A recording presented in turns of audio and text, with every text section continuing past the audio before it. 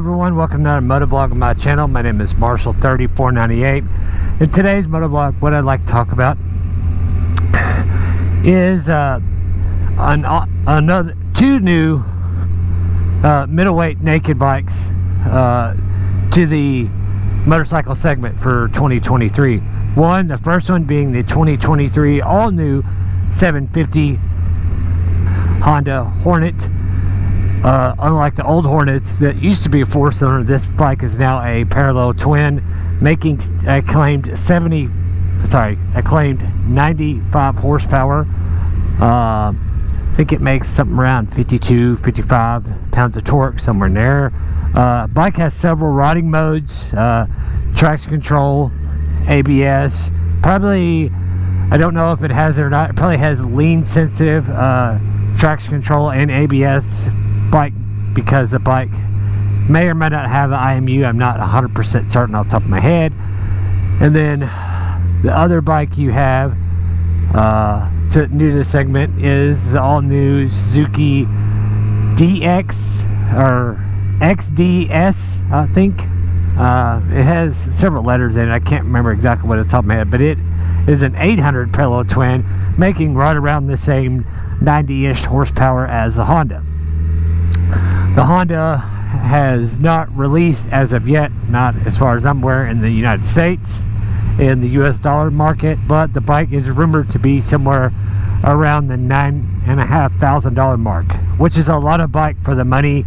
The Honda, I'm not sure about the Suzuki. The Honda weighs claimed like 425, which is a pretty low number, but it's still not as light as the Yamaha MT-07.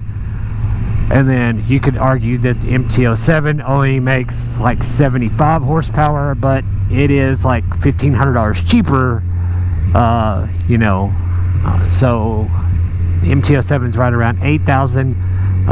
Even though it does make less power, it weighs a little bit less, about 20 pounds less. It's just barely over 400 pounds. But that bike, unlike the Honda, is not loaded with tech. It just has a regular LCD screen. The Honda has a TFT, I forgot to mention that, sorry, that is configurable as far as I'm aware, as far as a couple of different layouts and stuff like that. Yes, the MT-07, which used to be the ST-07, is the staple in that middleweight category of having a lot of bike for not little money, not that much money. So do you spend a little bit more and get the Honda, more power, more rider aids, a little bit safer as far as, because of having traction control and ABS.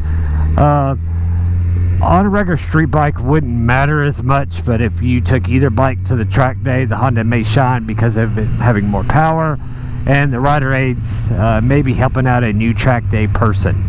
Not necessarily a new rider, because 95 horsepower is a lot for a beginner, and I would not recommend that. But actually, I've heard from some of the UK motovloggers in a podcast, I think I heard it on, that were in Europe and England and stuff like that, they are really strict on new motorcyclists, as they're not in the US, and they have an A2 license friendly version, I believe, available for the Honda. So you could buy the Honda in Europe, grow into the bike, get your full license, and unlock the full potential power of the bike. Believe that the limit for the A2 license in Europe is 45 horsepower, I do believe. It is definitely in the 40 horsepower range. I just don't remember the exact number. So both bikes and the Suzuki, they offer a little more tech than Yamaha, and you could say, well, if you're a Yamaha fan, you could just get the MT-09, which makes a little over 100 horsepower, I do believe, and is loaded with a little bit more tech, but still does not have a TFT screen. Lots of good choices in that middle naked bike segment. For different price points, different rider preferences, what they like, what they don't like, whether they like a Suzuki, Honda, whether they like more tech, less tech, whatever. There's a lot there to choose from, and it's a good time to be a new somebody looking to upgrade or go to their second bike, or from the beginner to their second intermediate bike, basically. It's a good time in 2023 to have lots of choices for that matter, just because there's so much available now.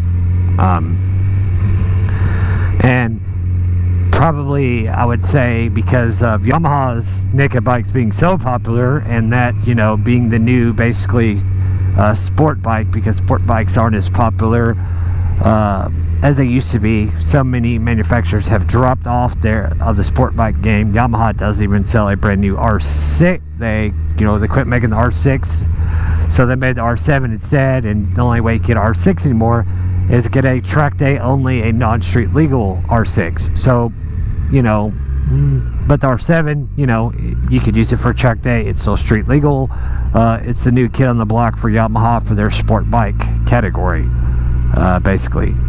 And even though they do make the R1 still, but who knows? That product, even though it probably might not sell as well as it used to, is probably, in my opinion, probably still around mainly for MotoGP purposes, because I believe MotoGP, you have to make a street version of so many before you can have a race version of that, like NASCAR used to be back in the day, I do believe. But so what's everybody's segment? Are they excited about the Hornet? Of course, the Hornet's motor is also going to be shared in the Honda Transalp as well. And I've not heard any numbers on Transalp on pricing in the US just yet, or when they become available. So there's that. But if you have any questions, comments, leave them down in the comment section. I'll be more than happy to talk about it in the comments, answering questions you may or may not have, and have any questions about the bike I'm riding, which is a 2016 Yamaha FJR 1300, the ES, the electronic suspension model. So on that, guys, thanks for watching today's Motovlog. Ride safe and have fun, and we will see you on the next one. See ya.